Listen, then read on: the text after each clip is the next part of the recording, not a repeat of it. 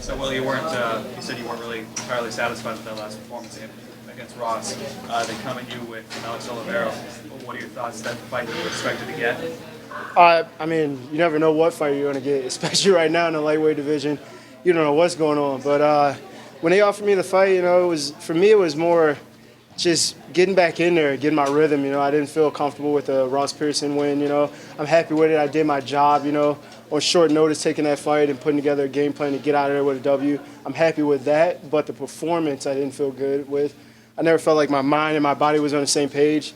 So for me, going back to the gym after that fight, I talked to my coaches. I told them, listen, I know we want to get to the title, but let me catch my rhythm, get back to a normal training environment, get back to a normal training schedule. So when they offered me Alex Oliveira, I was like, yeah, let's do it. Let's have a real training camp. Let's have our real UFC debut, this fight, So that was why I took this fight, Is that attributable at all to like UFC jitters or anything like that? No, I don't think so. I think it was more me trying to control the excitement. I'm a very excitable guy. I think everybody recognizes that. I'm an emotional guy. I wear my emotions on my sleeve, and it was such a positive environment. Everybody's passion, everybody who worked with me behind the scenes, just being welcomed like they were waiting for me. It was hard to take that in. It was a lot. But as far as jitters go, I never had any jitters as far as the fight went. It was just, how do I control this excitement and not act too much like a fan? But remember, I'm a fighter, So that was one thing I had to battle with,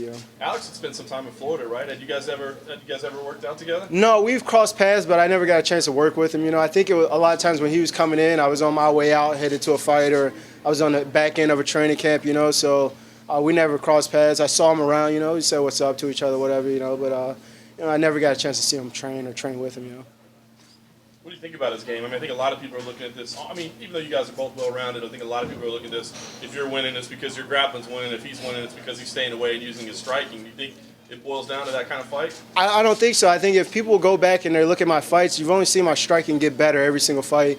And part of the reason why I took the Ross Pearson fight was to work on the striking and put it out there that I'm getting better. It may not be the prettiest thing you've ever seen in the world, but it's getting better. I can always go back to my grappling, But I think I'm going to surprise a lot of people. I think my MMA game is becoming more and more well-rounded, and I think people have recognized that throughout my fights. Of course, the whole moniker of being a grappler, wrestler is always going to stick with you. It's just how it goes in this sport, But I think I could beat them everywhere in mixed martial arts. So that's what I'm going to go out there and do, and just go out there and be Will Brooks and come out with a dominating victory, man. And yeah, I've gotten pretty good at this winning thing, so I'm going to keep that going. It's funny because we usually hear guys say, I'm focused only on the task at hand, Yeah. But you were already looking ahead a little bit, right? Yeah, man. I feel like right now in this sport, there's a lot of openings. You can't be waiting around hoping that something is handed to you, So you need to get out there and make your statement known, make your mission known to people. Let them know that where you're trying to go, not just standing around like,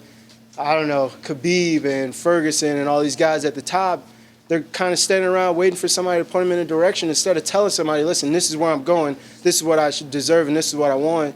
That's why guys like Conor can step in and take over that fight, Oh, all right, bro. Sorry, man. I see you back home. Sorry, my boy's leaving, yeah. So, but yeah, man. How rude is that, man? Can't take this guy nowhere.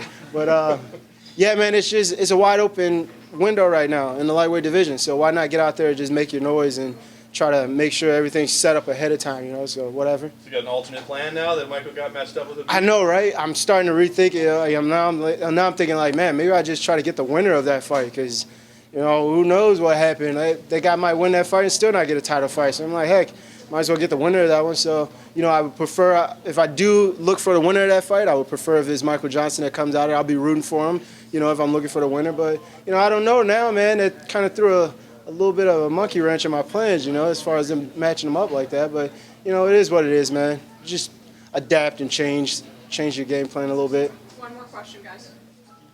How do you get a title fight in the UFC? Do you just talk loud and win, or what's the I think honestly I wish I knew. I think it's more kind of in the direction that the sport is going in now. Is you have to be able to promote yourself, not just rely on a promotion to promote you.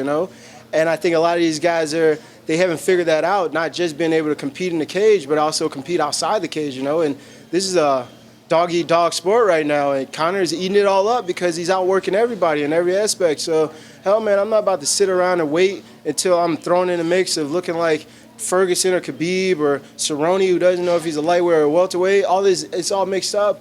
I'm not trying to do that. I'm trying to lay out a plain view of who I am as a fighter and let people know where I'm going. So I think you got to take every opportunity you can to get whatever you can. So if it's going to get me a title fight, it's going to get me a title fight. It's going to get me Madison Square Garden the next time they go or something, I'll do it, whatever. It doesn't matter to me. But these guys are missing out on great opportunities because they want to stand around and be like, oh, I'll take whatever you guys give me. No, bro, like, I'm trying to get mine, bro. I get what I deserve, so I'm not waiting around, you know?